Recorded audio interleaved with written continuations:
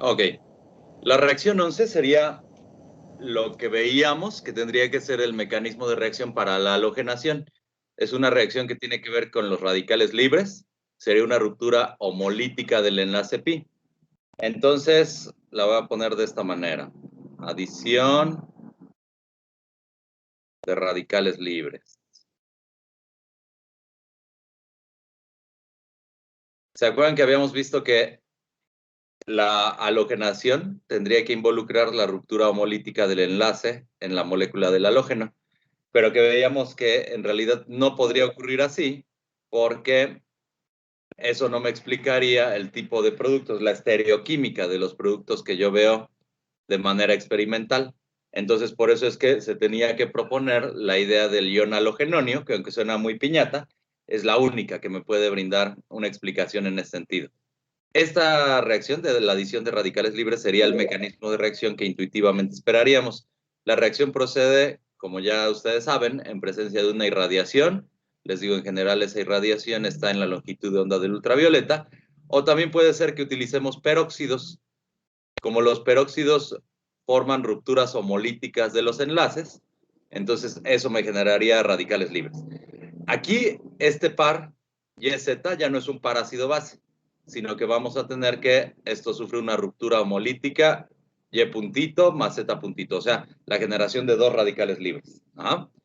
Ocurre exactamente lo mismo, o sea, Y y Z se pegan en ambos lados del doble enlace, la única diferencia es el mecanismo de reacción, les decía, implicaría en esta ocasión una ruptura homolítica.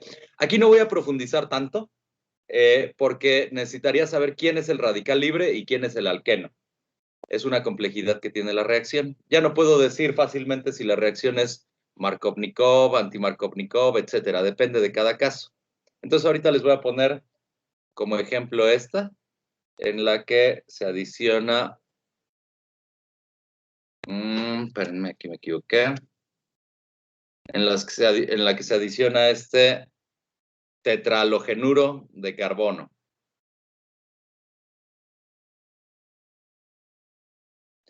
En este caso es una reacción que se promueve por peróxidos y entonces el alcano resultante tendría esta forma.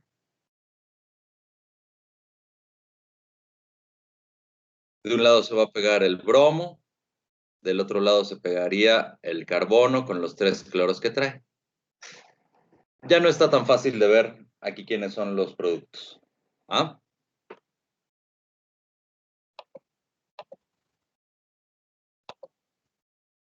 Lo que sí podemos decir es que pues Y y Z se pegan a cada lado del enlace de la misma manera que habíamos estado viendo. Bueno, la 12 es una adición de carbenos. Un carbeno es un átomo de carbono que está enlazado a dos cosas. Y ahí podríamos decir que tiene que tener un par libre de electrones. Este es un carbeno. Esa sería su estructura de Lewis. ¿Qué hibridación dirían que tiene el carbeno? ¿SP2? SP2. Aquí no está tan fácil de ver. De hecho, el dibujo de la estructura de Lewis no me permite ver que hay una complejidad en el carbeno. En efecto, sí existe ese carbeno SP2 que ustedes me dicen. En este orbital, que sería un orbital híbrido de SP2, yo tendría un apareamiento de dos espines. Entonces, ese carbeno se conoce como carbeno singulete. Eso se debe a que en la espectroscopía de resonancia paramagnética electrónica, yo veo nada más una señal simple, por eso se llama singulete. Pero existe otro tipo de carbeno. A ver si le identifican por dónde va la cosa. Es un carbeno que tiene electrones desapareados en lóbulos orbitales sp3. Ajá. Ese carbeno se llama triplete. Y eso se debe a que, otra vez en la espectroscopía de resonancia paramagnética electrónica, yo veo una señal triple. Es una señal que tiene intensidades definidas por el triángulo de Pascal. O sea, aquí tengo una intensidad de 1 para esta señal, 2 para esta señal, 1 para esta otra señal. Ajá. Este carbeno triplete es como si fuera un dirradical libre. No me voy a meter en esta reacción porque tiene una complejidad. Caramba. Nada más les voy a decir por dónde va. ¿Qué pasaría si le añadiéramos un carbeno triplete a un alqueno? Lo voy a poner de esta manera. Aquí está una R, la otra R del carbeno, y acá tenemos los electroncitos. ¿Qué tipo de cosas esperarían que se obtuviera? Bueno, me imagino se formaría un enlace entre carbono, carbono y carbono, como un triángulo. Exacto, se formaría una molécula cíclica. Tendría una molécula muy parecida al ciclopropilo, ¿no? Ese sería el esqueleto sigma, nada más que aquí están las R's que vienen con el carbeno, y estos son los bracitos que ya tenía el alqueno, ¿no? Entonces, en efecto, de ahí se formaría un ciclo. Eso cuando ocurre la reacción con el carbeno triplete. Con el carbeno singulete está todavía más complicada la cosa, porque ahí, fíjense, nosotros habíamos estado viendo los casos en los que teníamos un electrófilo que andaba buscando el par de electrones asociado al orbital tipo pi del alqueno, pero el carbeno singulete tiene un par libre de electrones, entonces no sería una adición electrofílica, sino que más bien sería una adición que va buscando a centros de carga positivas, o sea, uno de estos dos carbonos tiene que tener un delta más para que el carbeno lo ataque. Pero justamente yo tendría que saber quiénes son estos sustituyentes en el átomo de carbono. Tiene que haber uno que esté jalando densidad electrónica. Por ejemplo, vamos a suponer que aquí tuviéramos un halógeno. Por efecto inductivo, estaría jalando toda la densidad electrónica del sistema. Entonces, este carbono de acá sería un centro de carga positivo y de esa manera lo atacaría el carbeno. El doble enlace brinca para otra posición, ya se complica la cosa. Entonces, hay una complejidad que no quiero tocar ahí, que es la química de los carbaniones. Por eso es que no vamos a analizar a detalle esa reaccióncita. Déjenme ponerles otro pizarrón porque se encuentra contaminado por el curso de físico-química. Ok, la reacción 12 se llama hidroxilación.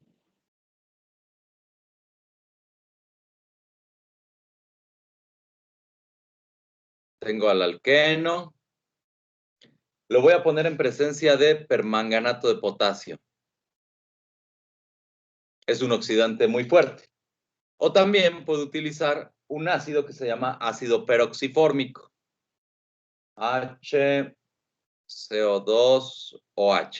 Este ácido peroxifórmico tiene esta estructura. Es como el ácido fórmico, pero tiene un puente peroxo. Esta parte de acá es el puente peroxo, por eso se llama peroxifórmico. ¿Va? Entonces, es una reacción que se va a llevar a cabo a una temperatura baja. Si se llevara a cabo a temperatura ambiente o alta temperatura, el mecanismo de reacción sería diferente. Es una reacción que se conoce como de escisión. Ahorita vemos en qué consiste. Pero en todo caso, para esta reacción de la hidroxilación, yo estaría formando algo que tiene dos veces al grupo alcohol. En particular, este sería un diol. ¿Sale? ¿Quieren que les ponga un ejemplo? Sí. A ver, ciclohexeno.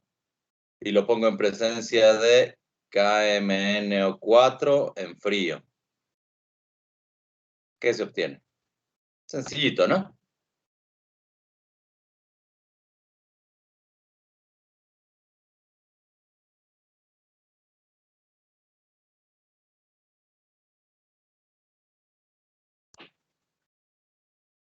Están dormidos, ¿verdad? Ok. OH de cada lado. Ajá. A ver, ¿y si tuviera el etileno? CH2, CH2, mismas condiciones de reacción. Se rompe el enlace y se pone un alcohol en cada uno. Ajá. ¿Cómo se llama esta moleculita? Es una molécula de interés tecnológico. El nombre común es etilén, porque viene del etileno. Glicol, ¿le suena? ¿Un refrigerante? Más que un refrigerante, es un anticongelante. Después en fisicoquímica hablamos de que es un refrigerante. Este es un anticongelante.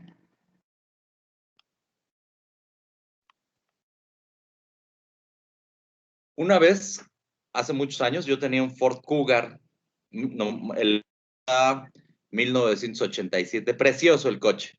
Me costó mucho dinero el andarlo remodelando, le cambié el motor, lo dejé así de primera, como los coches de Rápido y Furioso.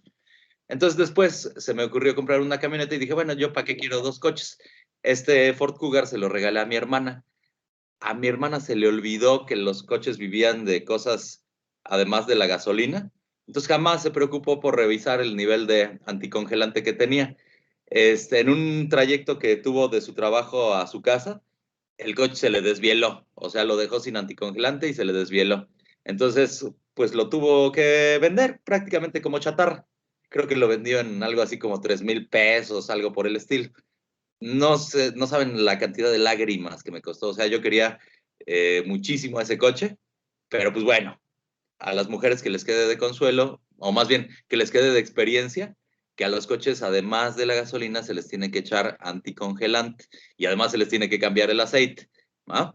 ¿Cuál es la finalidad del anticongelante? Pues como su nombre lo indica, que no se congele el fluido en el motor. De esto no sufrimos en México porque pues es raro que lleguemos a temperaturas bajo cero.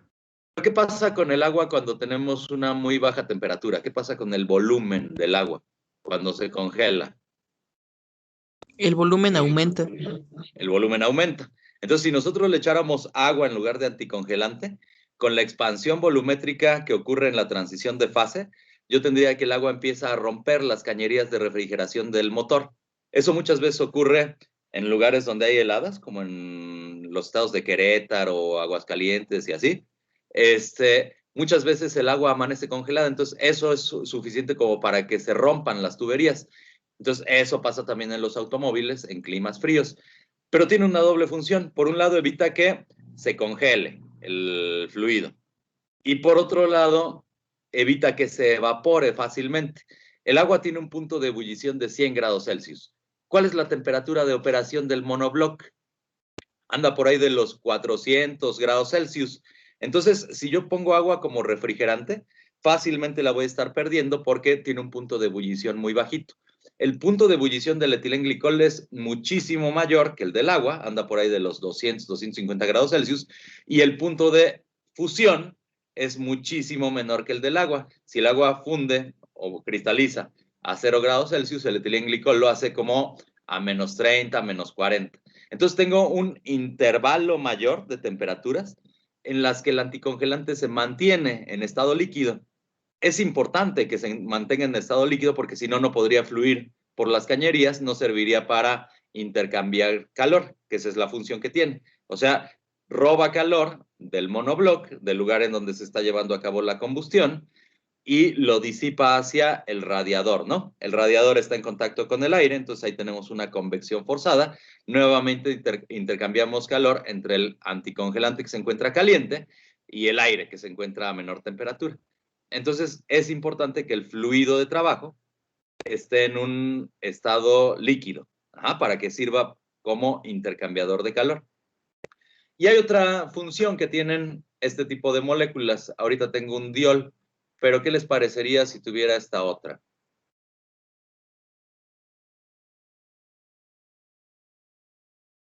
De hecho, es la misma explicación que tiene el etilenglicol para mantener su fase líquida. ¿Cómo se llama esta moleculita? ¿Glicerina? Es la glicerina. El nombre correcto sería 1,2,3-propanotriol, ¿no? Pero le vamos a poner glicerina. ¿Para qué se emplea la glicerina? Sobre todo en la industria de los cosméticos, prácticamente cualquier cosa que tenga algún efecto hidratante tiene que tener como uno de sus componentes glicerina. Vamos a ver. ¿Esta parte de la molécula es polar o no polar? ¿No polar? Es no polar, mientras que esta parte sería polar. ¿no? ¿Qué pasa cuando tenemos una crema en la que estamos poniendo glicerina y la utilizamos para la humectación? Pues de la parte polar, estos grupos funcionales van a empezar a interactuar con las moléculas de agua. Entonces, el agua es fijada en esta parte de la molécula mediante interacciones dipolo-dipolo e incluso interacciones fuertes del estilo enlace de hidrógeno. Pero esta otra parte de la molécula es afín a las grasas, ¿no? Es lipofílica. Entonces, esta parte de acá se fija al tejido, a las proteínas que nos constituyen. Entonces tenemos una molécula ambifílica. De un lado es afín a nuestras grasas, del otro lado es afín al agua. Entonces es una molécula que sirve para fijar a la humedad. Los acondicionadores, cremas hidratantes, todos esos productos tienen moléculas de este estilo. El shampoo Pantene, por ejemplo, no sé si habrán leído ahí que entre los ingredientes tiene un alcohol que se llama pantenol o ácido pantenoico. Bueno, pues es una molécula también de este estilo que tiene una parte afín a las grasas, una parte afín al agua, y de lo único que se ocupan es de estar fijando a la humedad en el tejido. Entonces, ese es el efecto de acondicionamiento. ¿Ah? Y eso lo hace porque tiene la capacidad de estar formando puente de hidrógeno. Ahora, ¿cómo explicamos el hecho de que esta moleculita, que es el etilenglicol, tenga un punto de ebullición más alto que el agua? Pues justamente es por lo mismo. El agua solo tiene dos dientecitos para formar al enlace de hidrógeno con otras moléculas de agua. Esta también tiene dos dientecitos, pero en realidad los dos dientecitos que tiene el agua no son los dos útiles, o sea, solo hay un puente de hidrógeno que es más fuerte que el otro. En esta molécula no ocurre así, o sea, los dos puentes de hidrógeno que se pueden formar son más estables, digamos, que los que tiene la molécula del agua, y entonces de esa manera algo que quiera pasar a la fase gaseosa es retenido por las moléculas que se encuentran en la fase líquida, y de esa manera explicamos el punto de ebullición tan alto que tiene el etilenglicol. Y de hecho, la glicerina también tiene un punto de ebullición bastante alto. Cualquier cosa que tenga varios oxidrilos va a tener puntos de ebullición más altos que los que tiene la molécula de agua. ¿Dudas acerca de esto, chicos? Bueno, la reacción 14. Profe, de la reacción anterior, una pregunta. ¿En qué condiciones el oxidrilo se va a orientar hacia arriba o hacia abajo de la molécula? Depende del ambiente químico que tengas, porque tú sabes que estos enlaces sigma están girando. Entonces nosotros de repente podríamos tener conformaciones espaciales de este estilo. Si esta molécula la tuviéramos en la fase gaseosa, recuerden que nosotros podemos aplicar nuestro modelito BSPR. Esperaríamos que los sustituyentes se encontraran lo más lejanos los unos de los otros, ¿no? Esta sería una conformación adecuada para la fase gaseosa. Pero ¿qué ocurre en la fase líquida? Depende de cuál sea el disolvente que tengamos rodeando a la molécula, va a ser la conformación preferida. Por ejemplo, si tenemos un disolvente polar, esperaríamos que las moléculas de disolvente empezaran a solvatar a estas cosas y entonces eso cambiara la conformación. O si tuviéramos, o sea, vamos a pensar lo que en un disolvente polar vamos a tener la conformación más polar.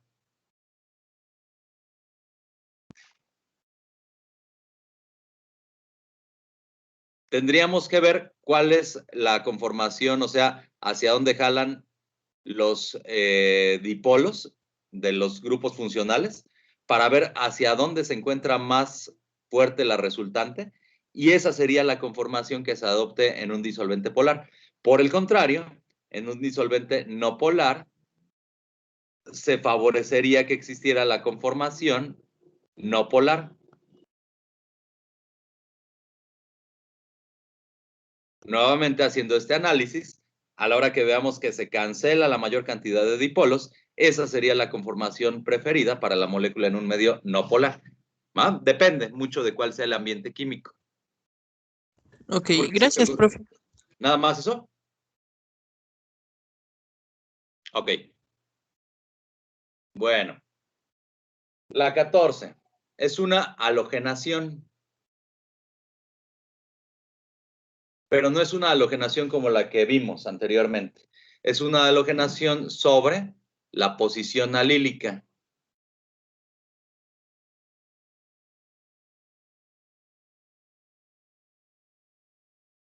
Si yo tengo un alqueno que está pegado a otro carbono, este carbono de aquí, el que se encuentra en la posición alfa al grupo funcional, la posición alfa es la que está adyacente al grupo funcional. Esa posición se llama posición alílica, solo para el caso de los alquenos.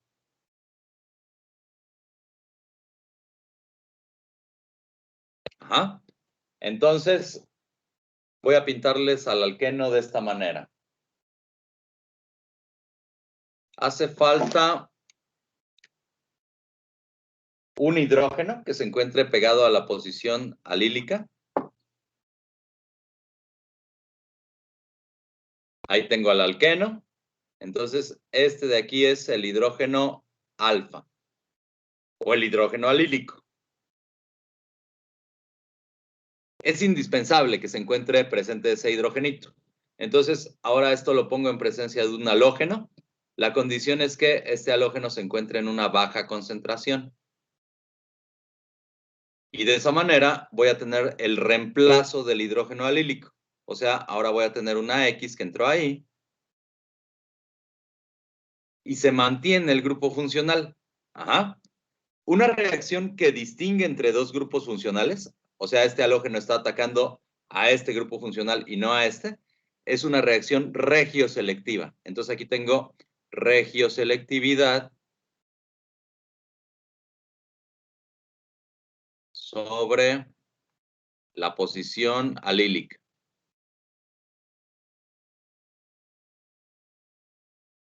O sea, algo que sea regioselectivo es algo que reacciona con un grupo funcional y deja en paz al otro. Existe otra manera de llevar a cabo esta reacción. Voy a pintarla otra vez. El reactivo se llama NBS. Su nombre es N-bromo succinimida.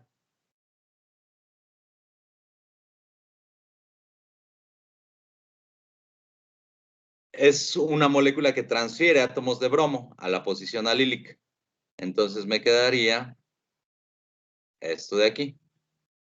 Ajá. ¿Cómo es esa moleculita de la N-bromo succinimida? Una succinimida es algo así.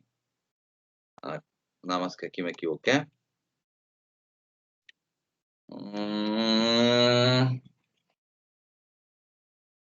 Es así.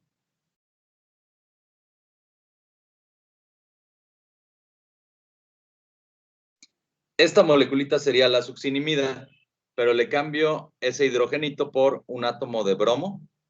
Entonces, esta sería la NBS, N-bromosuccinimida. ¿Ah? A la hora que reacciona con el alqueno,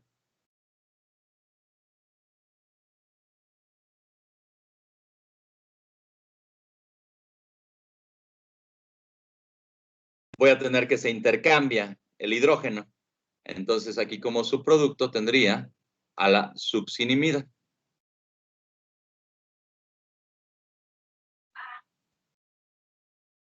¿Ah? Pero lo importante es esta parte de aquí. Es un alqueno que ahora tiene otro grupo funcional, un grupo funcional halógeno. A ver, déjenme ponerles un ejemplito.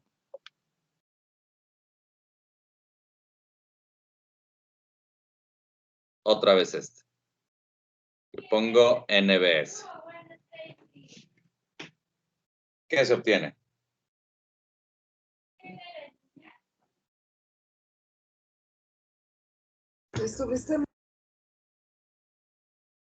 ¿Qué pasó? ¿Estaría sustituido en alguna posición diferente al doble enlace? Ajá, pero díganme cuál es esa posición. Fíjense, lo importante de aquí es que el doble enlace queda tranquilo. Sigue íntegra. Ajá. Ahora, ¿cuál es la posición alílica? ¿O cuáles son las posiciones alílicas? El de arriba y el de abajo. Superiores. Hay una aquí y la otra. Ahí mero. Hay alguien que nada más murmura, súbale a su micrófono tantito. Ahí está su mouse. Sigue sin entenderse. Se oye. Creo que dijo que ahí abajo. Ok. Esta de aquí también es una posición alílica. Entonces depende de cuántos equivalentes químicos metamos de este compuestito, sería el número de bromaciones que podríamos tener. Si, por ejemplo, nada más tenemos un equivalente químico, entonces podríamos tener este. Pero ¿qué pasa si le pongo esto más 3NBS?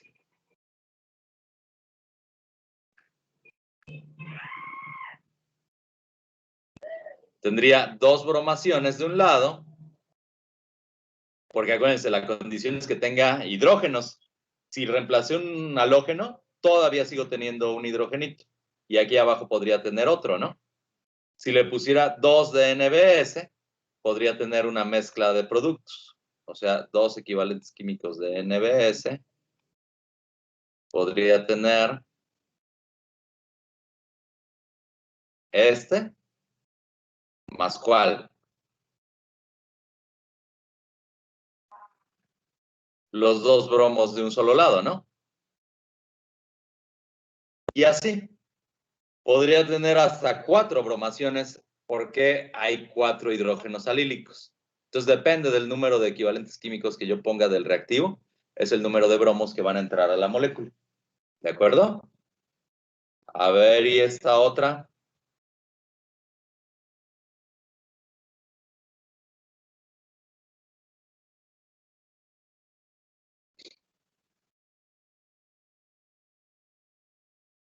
What you say?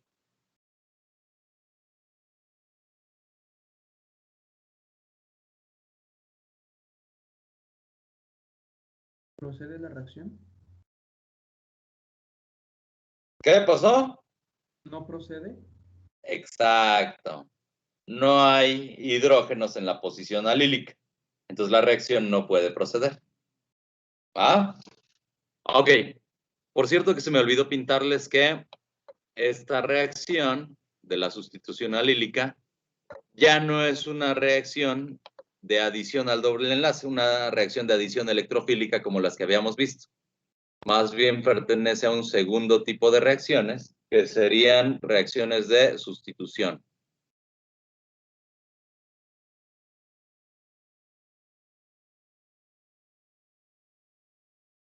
Vamos a ver que estas reacciones de sustitución se parecen mucho a las que presentan los derivados del benceno, los compuestos aromáticos. Ya no son adiciones electrofílicas, son sustituciones. O sea, entra una cosa, pero sale otra. A diferencia de la adición, donde entraban nada más 2 cosas. Bueno, hay un tercer tipo de reacciones que se conocen como de escisión.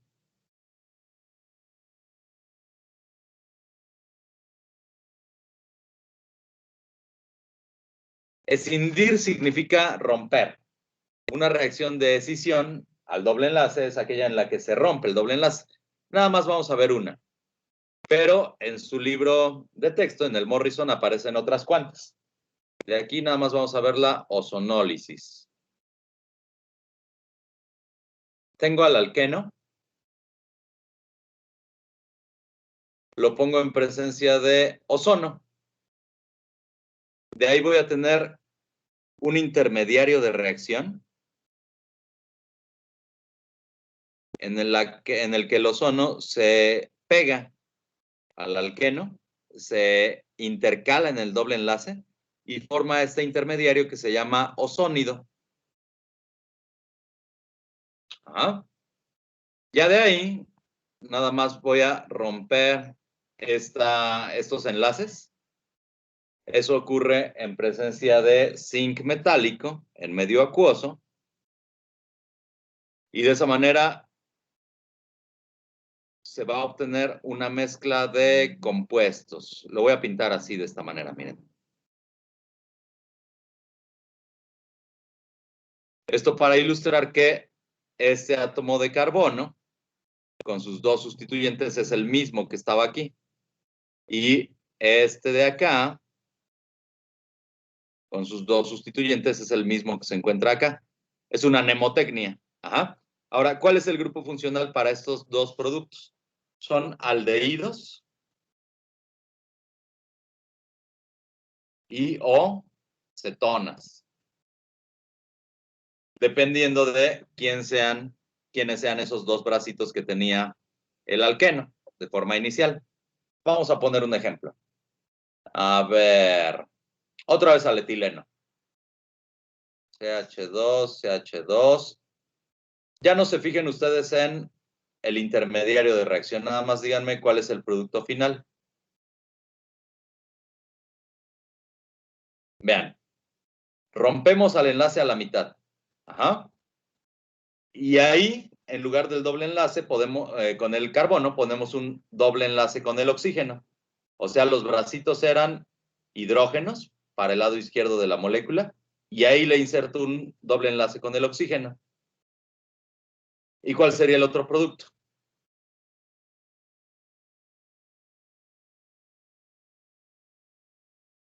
¿El mismo? Pues es el mismo. Entonces nada más se obtiene este. Se obtendría, en este caso, formaldehído, ¿no? En este caso, la reacción nada más me condujo a un aldehído. Pero a ver, vamos a ver este otro.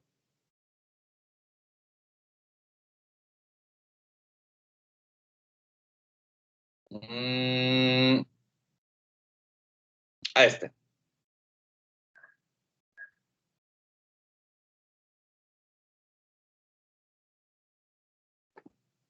¿Qué se obtendrá? Rompo el enlace a la mitad. Del lado izquierdo de la molécula, ¿quiénes son los sustituyentes? Es un terbutilo por un lado y por otro lado es un metilo, nada más, ¿no? Ahí le pongo un doble enlace con el oxígeno. Esta sería una acetona. El nombre trivial sería terbutilmetilcetona. Y de otro lado,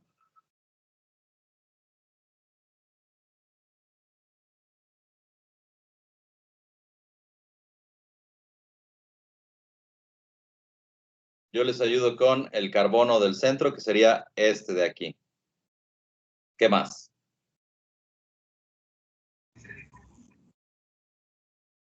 ¿Un doble enlace con oxígeno? Muy bien, aquí está el doble enlace con el oxígeno. ¿Y el otro bracito quién es?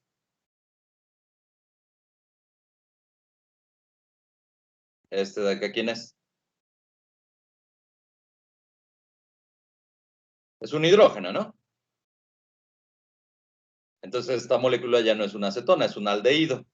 Esto se llama, el nombre correcto es etanal. ¿Sale?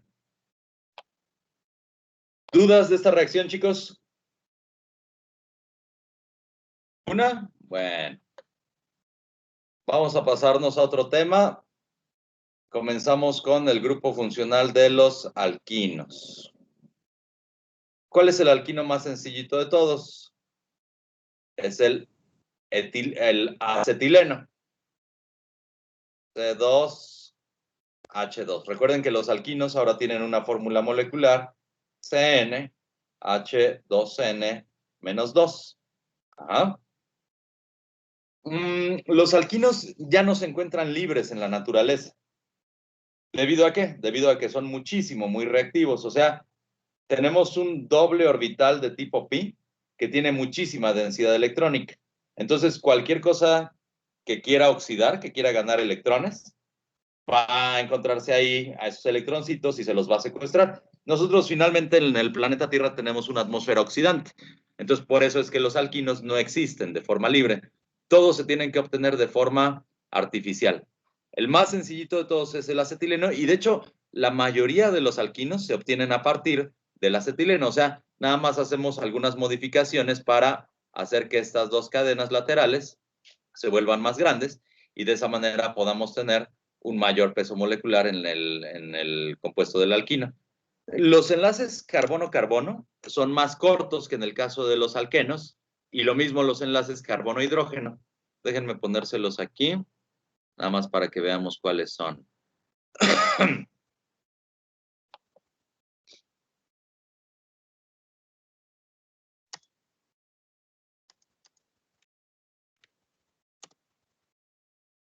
A ver. 89 mexicanos dijeron, no, eso no nos interesa. Aquí están las distancias de enlace. Ahí lo tenía y se me perdió. Bueno, aquí está.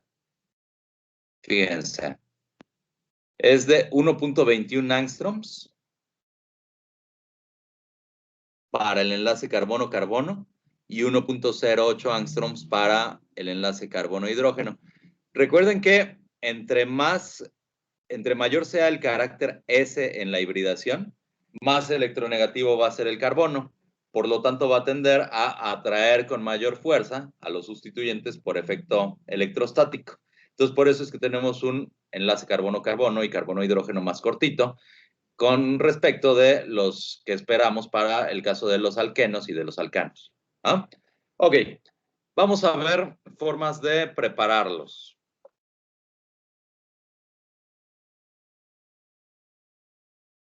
Por cierto, ¿cuál será este ángulo de enlace? Carbono, carbono, hidrógeno. Ya hemos visto que es 180, ¿no? 180 grados. Eso es importante para la notación. Muchas veces en las estructuras de Louis Kekulé se muestran a los alquinos de esta manera. A ver. La pregunta es, ¿cuántos carbonos tiene esta cadena?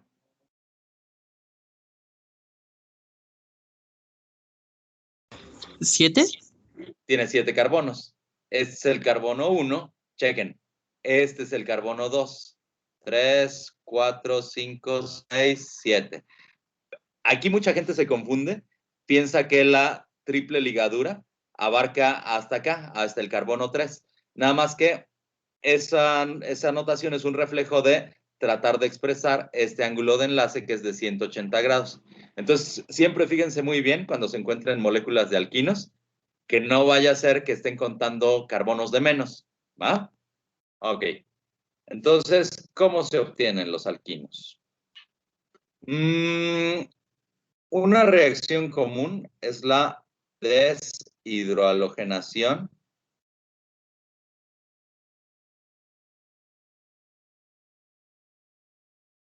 de dihalogenuros de alquilo.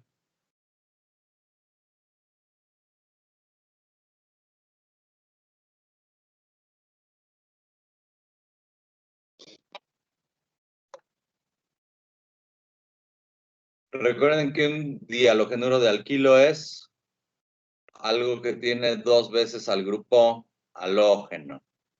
Vamos a comenzar con un alqueno que tenga 2 hidrogenitos. A esto lo pongo en presencia de un halógeno, cloro o bromo. De ahí se obtendría el dihalogenuro de alquilo, que es lo que quiera, como materia prima. Se obtendría X y X, ¿no? Ya que lo tengo, voy a tratarlo con una base fuerte. Hidróxido de potasio y el sistema disolvente es alcohol. Esas eran las condiciones para la eliminación, ¿no? Recuerden que base fuerte me daba eliminación y medio sistema disolvente polar me daba una eliminación del tipo unimolecular. Entonces, lo más factible es que aquí la eliminación obedezca al mecanismo E1. De ahí se volvería a generar el alqueno. Vamos a ver. El OH lo que hace es secuestrarse. Déjenme ver, es que aquí hace falta. Ok. Aquí teníamos 2 hidrogenitos, ¿no? El OH lo que quiere es secuestrarse a este, ¿no? Se lo va a llevar sin electrones. Entonces de ahí se formaría agüita de coco. El par de electrones de este enlace hidrógeno-carbono brincaría para acá. Se formaría un doble enlace y este halógeno saldría. Entonces, como sale este halógeno y ahí tenemos al átomo de potasio, se formaría la sal KX. Pero lo que importa es que estaríamos formando a un alqueno. Nada más que chequen qué clase de alqueno es. Es un alqueno que ahora tiene aquí un halógeno. Acá sigue teniendo un hidrógeno y acá tiene este otro bracito.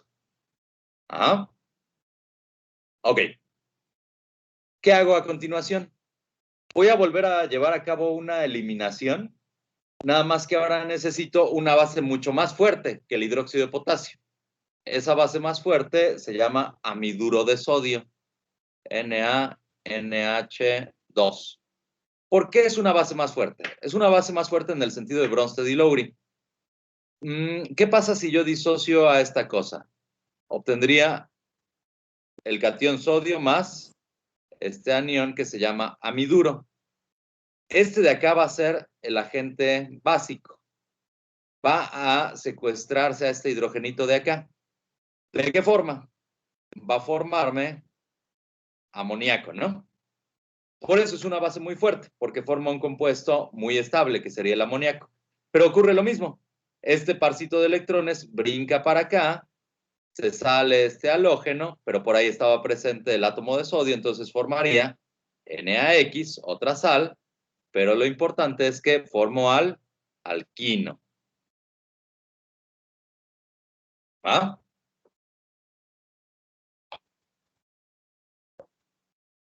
Entonces, a ver, vamos a poner este como ejemplo.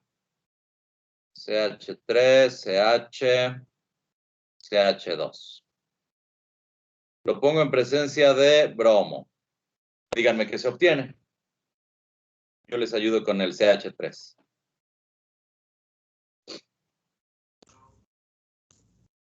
En el doble enlace se formaría un halógeno.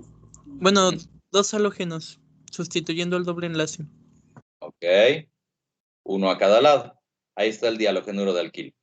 Lo pongo en presencia del KOH.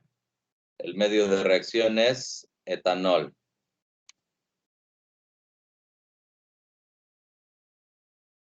De ahí se obtendría el alqueno, que sería CH3, CH, doble enlace, CH, pero aquí me queda un bromo.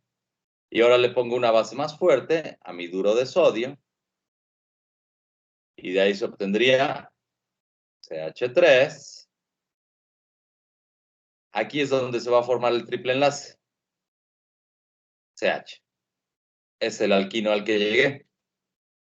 Está sencillito, ¿no? O sea, si yo quiero tener un alquino con cierta R, lo que tengo que hacer es partir de un alqueno que tenga esa misma R. Entonces, a ver, yo les pido que me obtengan este alquino.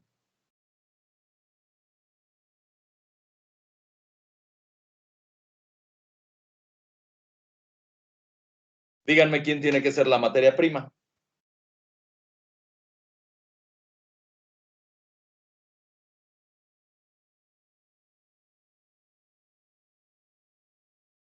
Yo les ayudo con este doble enlace. Díganme quiénes tienen que ser los brazos. A cada lado un terbutil. Ajá. Y los otros bracitos, estos otros, ¿quiénes tienen que ser? ¿Halógenos? No. Ah, bueno. Sí, ya que formamos al dihalogenuro, ¿no? Pero vamos a partir de un alqueno. Hidrógenos. Tendrían que ser hidrógenos. Entonces, primero le pongo al halógeno X2, de ahí se obtiene un intermediario de reacción, después le pondría la base fuerte y después le pondría la base todavía más fuerte.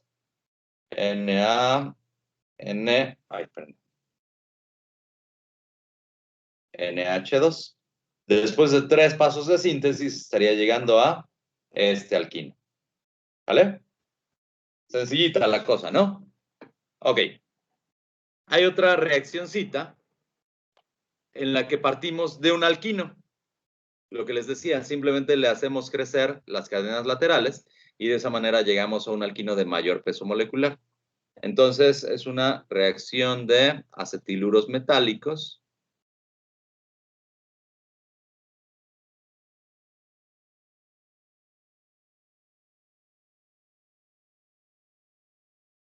con el reactivo de Grignard.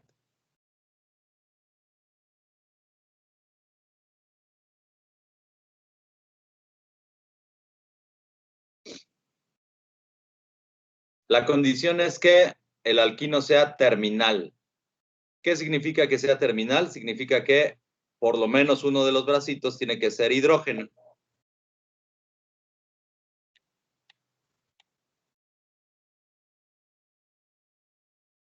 Ajá.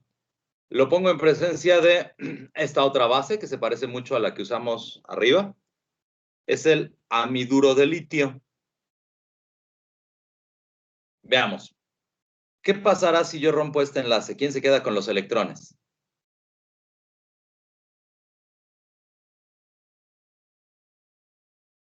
Es un carbono sp. ¿Qué pasaba cuando incrementaba el carácter S en la hibridación? Se incrementa también la electronegatividad. Entonces, ¿esa ruptura sería homolítica o heterolítica?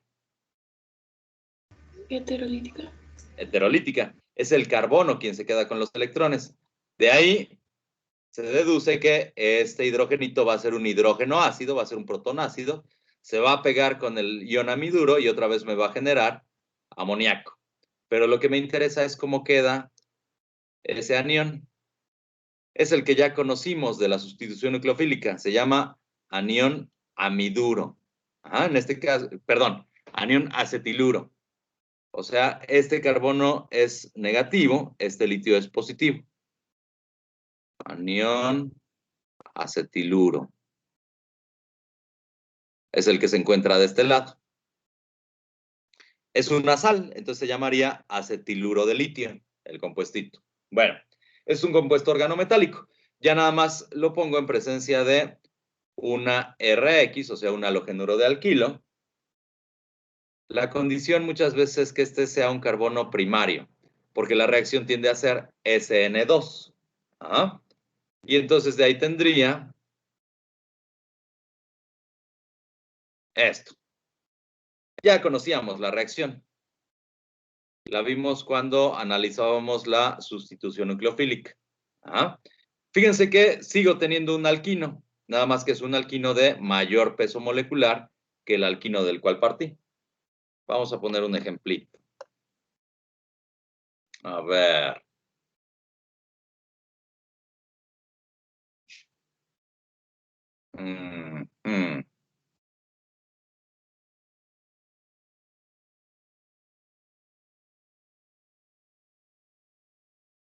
Ustedes me van diciendo qué es lo que va a ocurrir después de cada flecha, ¿va?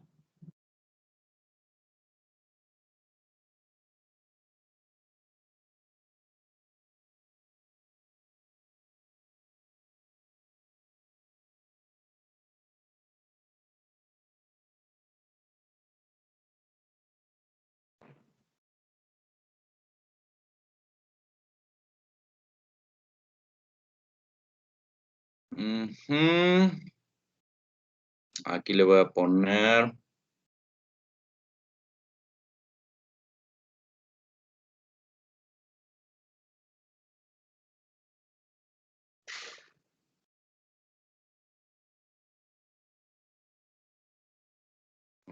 Esto no me sirve.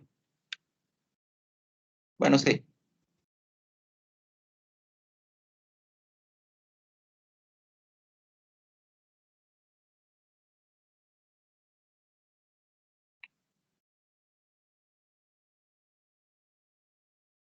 Ahí está. A ver, después de la primera flecha, ¿qué obtengo? Se forma un 1,2 dicloro 3,3 dimetil. Tu compañero sí desayunó bien. Muy bien. Está hablando con cordura. Luego de acá.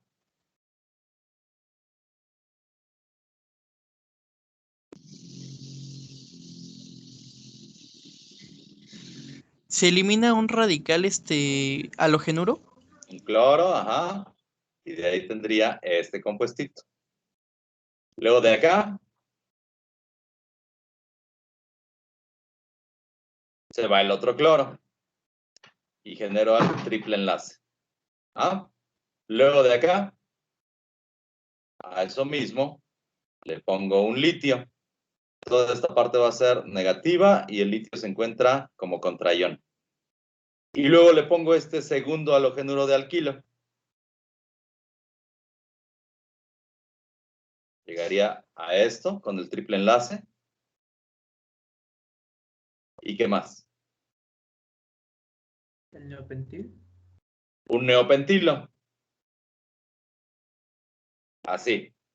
Ese sería el compuesto que se obtiene al final. ¿Ah? Siempre cuenten el número de carbonos. O sea, si yo estoy partiendo de algo que tiene 4, 5, 6 carbonos, y le estoy agregando algo que tiene 1, 2, 3, 4, 5 carbonos, el resultado tiene que tener 11 carbonos. ¿Ah? Serían 4 acá, 5, 6, 7, 8, 9, 10, 11. Ahí están. ¿De acuerdo? Ok.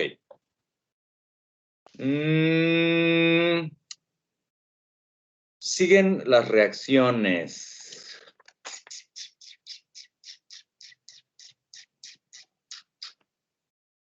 ¿Cómo andan de ganas? Como para que nos echemos toda la reactividad. ¿De una vez o lo dejamos para el miércoles?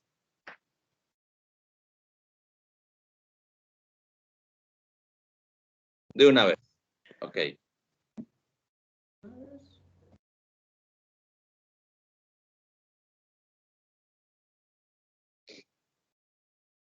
Las primeras reacciones son muy parecidas a las de los alquenos.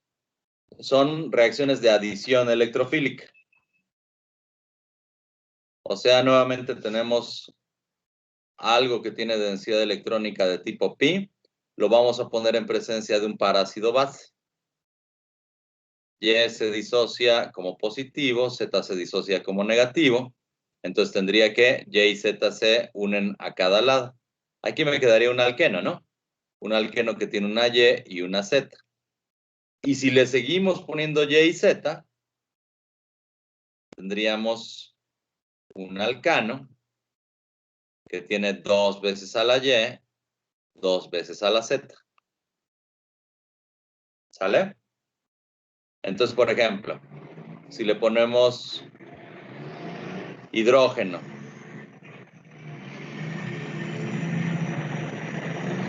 esta es una reacción que no ocurre de esta manera, o sea, el hidrógeno no se disocia en el parácido base. Es una reacción catalítica, nada más que les decía, todavía no estamos en condiciones de analizar un mecanismo de reacción así. Entonces, voy a poner al alquino de esta manera. Es una reacción que ya conocen. Lo pongo en presencia de hidrógeno molecular, pero hay dos vías. Una es la del catalizador de Lindlar, que me da un alqueno del tipo SIN. O sea, un alqueno en el que los dos hidrógenos se encuentran del mismo lado. Y la contraparte era la reacción en la que ponía sodio o litio metálico y se llevaba a cabo en amoníaco líquido. Para eso hacía falta una temperatura muy baja. Entonces de ahí yo tenía también al alqueno, pero va a ser el alqueno anti. O sea, aquel en el que los hidrógenos se enlazan de lados contrarios. Ya vimos ejemplos de eso, ¿no? Ok, la segunda reacción es la adición de un halogenuro de hidrógeno.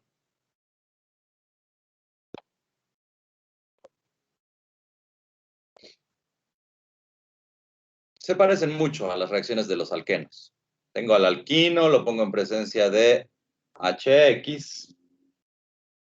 De ahí se obtendría un alqueno.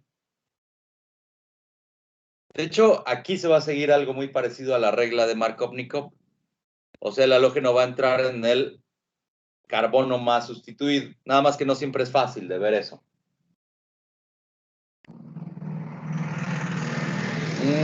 Le puedo meter otro equivalente químico de HX y de ahí se obtendría un dihalogenuro de alquilo, pero ya no es un dihalogenuro de alquilo como los que hemos estado trabajando. Ahora es un dihalogenuro de alquilo geminal. El otro se llamaba vecinal, ¿no? En este caso tengo que las dos X entran en el mismo carbono.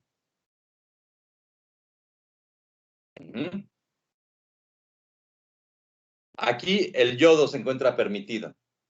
Entonces X puede ser cloro, bromo o yodo. A ver si les pongo este alquino.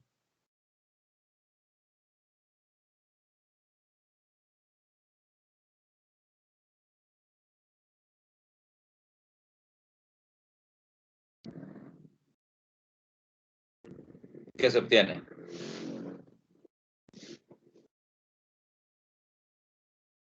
Se sustituyen, bueno, se adicionan los cloros en el carbono. Súbale tantito a su micrófono, por favor. O grite. Hola, hola, hola. Hola. Los cloros se pondrían en el carbono en medio, ahí en donde está el arquito. Exacto.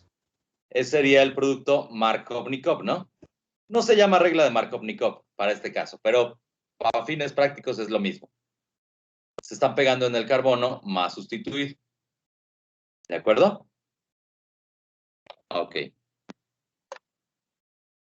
La reacción 3 es la adición de un halógeno.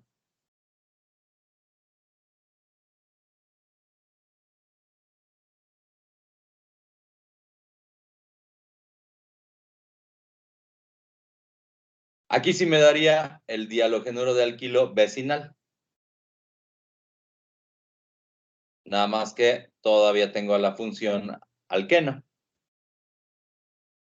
Y podría incluso ponerle otro equivalente químico del halógeno, o podría ser un halógeno diferente. Aquí tener una X'. Entonces podría tener XX, que vinieron de la primera reacción, y X'. A ver, para nuestro ejemplo, si le pongo primero cloro, vamos a tener primero el dicloruro. Y si ahora le pongo yodo, tendría esta otra moleculita. Cloro, cloro, yodo, yodo. ¿Sale?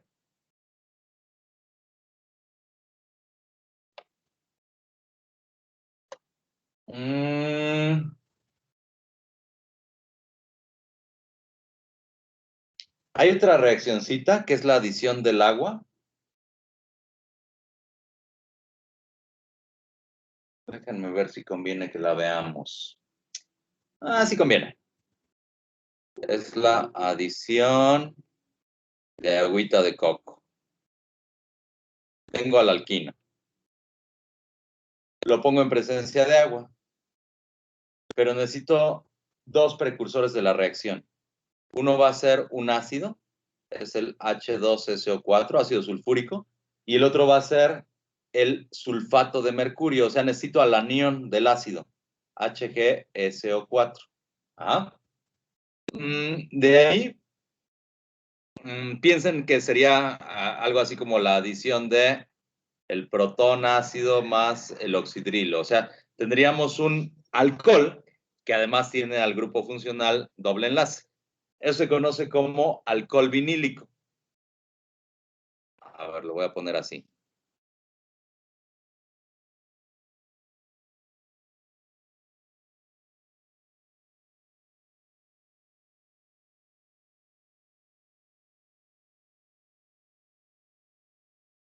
Es un producto muy inestable, por eso lo estoy señalando entre corchetes. Pero déjenme ponerles que se llama enol entonces. Enol porque es eno de alqueno y además es ol de alcohol, ¿no? También se conoce como alcohol vinílico. Ok, fíjense. El carbono es electronegativo porque tengo un enlace o más bien tengo una hibridación sp2. Y por otro lado, el oxígeno de acá es más electronegativo que el hidrógeno. O sea que si yo rompiera este enlace, ¿quién se queda con los electrones? Se los queda el oxígeno, ¿no? Tengo además que toda la densidad electrónica se está desplazando hacia acá por efecto inductivo, ¿ok? Entonces yo rompo este enlace. Se despegó el hidrógeno, pero fácilmente se puede volver a pegar. O sea, se encuentra esto en un equilibrio que ocurre millones de veces cada segundo. O sea, se despega el hidrógeno, se vuelve a pegar y así. Pero ¿qué pasaría si el hidrógeno viaja un poquito más y se pega en este otro átomo de carbono? Ahí ya no se podría despegar. Entonces se obtendría un carbono en el que se pegó ese hidrogenito de acá. Ahí está el bracito que ya estaba y este hidrogenito ya estaba. Y del otro lado me queda un carbono en el que cuando se fue este hidrógeno se fue sin los electrones. Entonces esos electrones brincan para acá, me forman un doble enlace. Ahora tendría una cetona. Ajá. O sea, si el hidrógeno se despega y se vuelve a pegar acá, no pasa nada. Pero si se despega y se pega en este carbono, entonces se cambia el grupo funcional, ahora es una cetona. Ahora, esta reacción se encuentra en equilibrio, nada más que el equilibrio se encuentra desplazado hacia el lado derecho. O sea, hacia acá hay una flecha muy pequeñita. Ajá. Se llama equilibrio cetoenólico.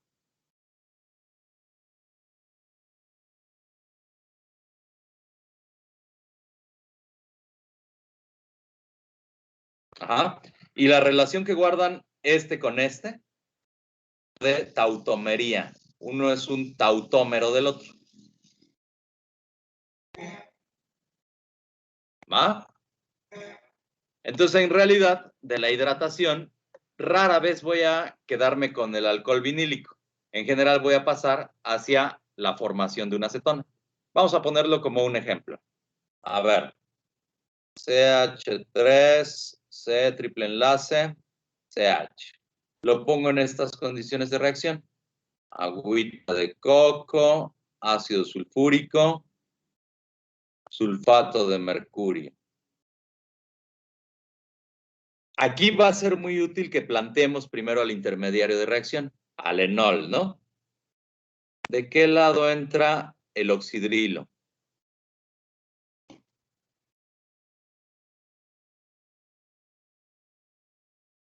¿Del izquierdo o del derecho? ¿Del derecho? Del derecho. ¿Será? ¿Es Markovnikov o algo así? Es Markovnikov, entonces el oxidrilo tiene que entrar en el carbono más sustituido, entraría en realidad del lado izquierdo. Y acá tengo que había un hidrogenito y entró otro hidrogenito proveniente del agua. ¿Ah? Esto es inestable. Entonces este hidrógeno sale de acá, se pega a este átomo de carbono, ¿y a qué me conduce? Yo les ayudo con el CH3.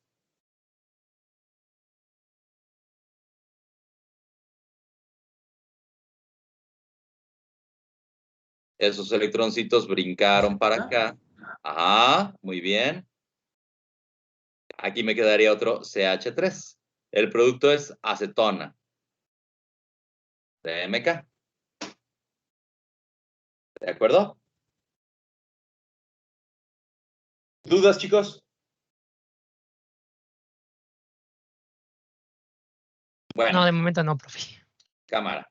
Aquí sí es muy importante que ustedes planteen al intermediario, porque de otra manera va a ser muy difícil que lleguen directamente al producto.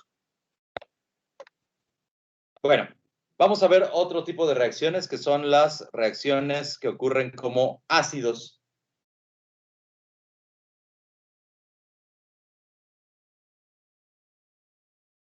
¿Por qué como ácidos?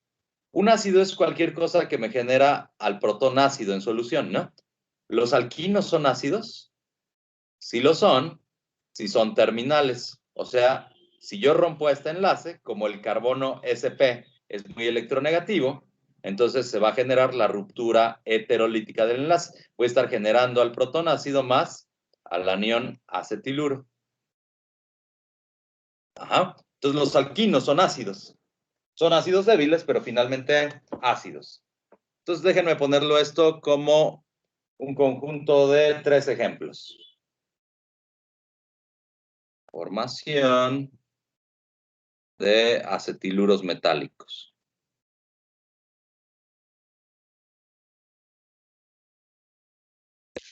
A ver, por ejemplo, este alquino.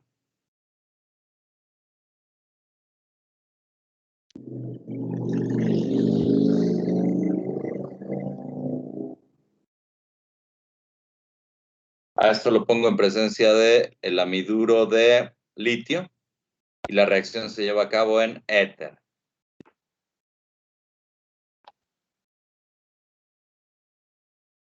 ¿Cómo ven?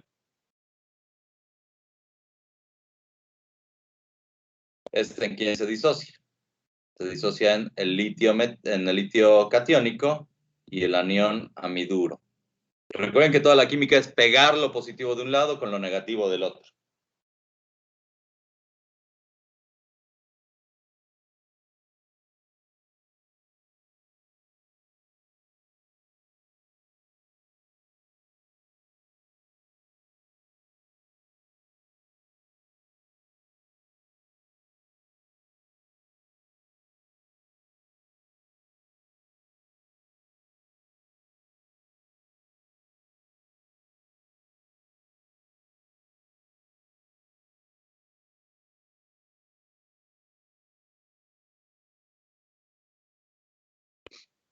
¿Qué pasó?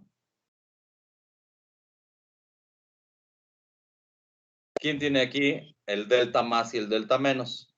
El hidrógeno tendería a ser positivo porque el carbono es muy electronegativo, ¿no? Entonces pego lo negativo de un lado con lo positivo del otro lado, me quedaría lo mismo que tenía aquí.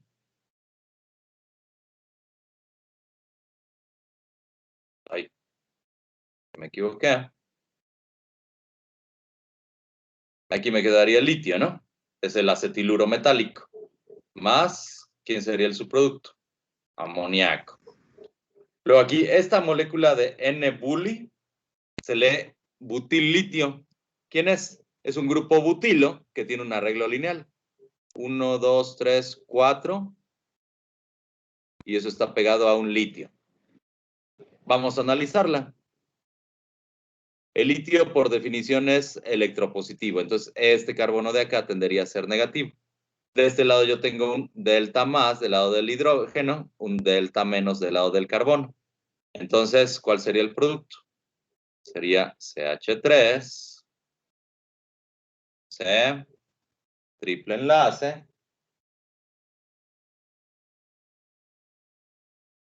otra vez formo al acetiluro metálico, y el subproducto, pues nada más sería el butano. ¿Ah? Y en este caso tengo el reactivo de Grignard. C2H5 es un etilo. O sea, yo tengo aquí esta moleculita. Entonces, tengo al mismo alquino. La diferencia es que el magnesio es divalente, a diferencia del litio que era monovalente. Entonces se pega ahí el magnesio, pero sigue enlazado al átomo del halógeno. ¿Y cuál es el subproducto? Sería etano, ¿no? C2H6.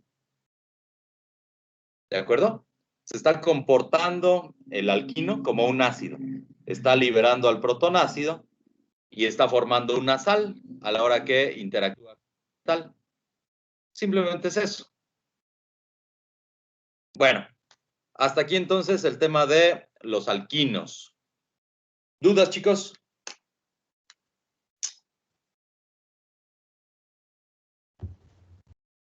Dormidos, ¿verdad? No, profe, no, aquí estamos, aquí estamos. Bien despiertos. Muy bien, estuvo Bueno, tranquilo. más o menos. Échenle estuvo una tranquilo. leidita. Ya con esto casi pueden echarse toda la guía de estudios. De hecho, nada más me hace falta que revisemos la reactividad de los compuestos aromáticos. Eso me va a llevar como 3 clasitas más. O sea, esta semana podríamos aventarnos esos temas que nos faltan. ¿Qué les parece? ¿Cuándo salimos de vacaciones? ¿El 22? Así es, profe. 23 creo, ¿no? 23. Ya casi 23. para la llegada del niño Dios, chicos. Bueno. Que los mundos salvará. A ver, vamos a ver cómo está el calendario. El 23 es miércoles. O sea, ¿el miércoles todavía nos veríamos? No lo sé, va a haber el clases 22 del mero tenemos 23. clase. ¿No tienen clases? ¿O El sí? 22 tenemos clase y creo que inician las vacaciones el 23. Así es. O sea que ya no tendríamos que vernos el miércoles. Bueno, vamos a ver si el lunes podemos hacer nuestro segundo examen parcial. Yo quisiera que sí lo hiciéramos antes de salir de vacaciones, porque si no se me van a desconectar bien feo. Entonces vamos a echarle ganas y tratamos de hacerlo el día lunes. Sería el lunes 20. No, lunes 21. Si no, pues ni modo, hasta entrando de vacaciones. Pero sí es muy importante que vayan peleándose con la guía, porque de otra manera el examen les va a parecer algo bastante tortuoso. Entonces nos vemos el miércoles. Échenle ganas, chicos. Gracias, Sí, profe, profe. gracias. Nos vemos el miércoles. Gracias. Profesor, hasta luego. Gracias, profe.